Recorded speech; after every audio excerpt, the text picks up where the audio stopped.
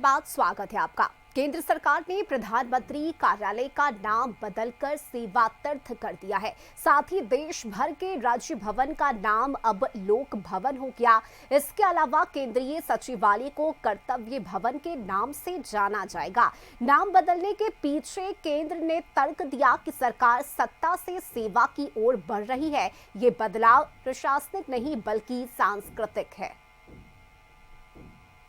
हाल के दिनों में केंद्र सरकार ने बड़े बदलाव किए हैं। ये बदलाव कुछ इस तरीके से हैं। पीएमओ का नाम बदलकर सेवा तीर्थ किया गया है। वहीं राजपथ का नाम बदल के कर्तव्य पथ रखा गया है उसका नाम। वहीं अगर राजभवन की बात करें तो राजभवन का नाम बदल के अब लोक भवन के नाम से राजभवन जाना जाएगा। हम इस समय राजधानी रांची के राजभवन के बाहर मौजूद हैं और अभी जो यहाँ पर राजभवन लिखा हुआ दिखाई दे रहा है, आने वाले कुछ दिनों में इसका नाम बदल के लोक भवन रख दिया जाएगा।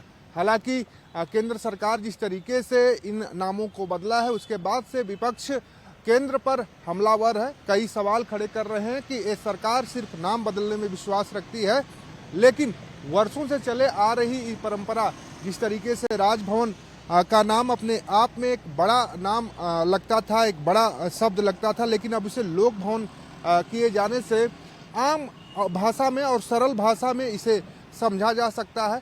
हालांकि जिस तरीके से केंद्र ने निर्णय लिया है इसका बीजेपी की ओर से सराहना की जा रही है, तो विपक्ष की ओर से लगातार केंद्र सरकार पर और जिन राज्यों में बीजेपी की सरकारें हैं वहां पर भी कई नाम बदले गए हैं, उसको लेकर कई सवाल खड़े कर रहे हैं। हालांकि विकास देश में किस तरीके से हो रहा है, विकास कैसे हो रहा है, इसका पैमाना केंद्र सरकार लगातार तय कर रही है और 2047 तक विकसित राज्य देश बनाने की परिकल्पना केंद्र सरकार ने की है।